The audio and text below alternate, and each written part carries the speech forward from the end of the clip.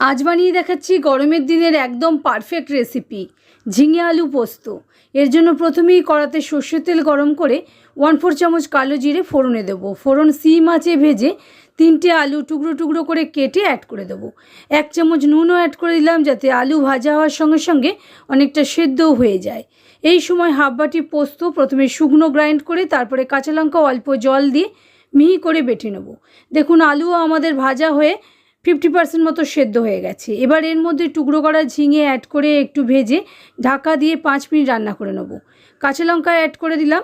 ঝিঙে যেহেতু নরম সবজি তাই ঝিঙে পরে ব্যবহার করলাম। এরপর অল্প গরম জল অ্যাড করে 10 মিনিট রান্না করে নুন আর একটু অ্যাড করে দিলাম।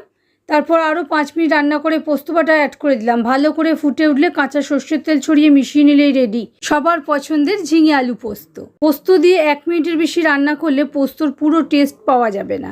রেসিপিটা বাড়িতে একবার অবশ্যই ট্রাই করবেন।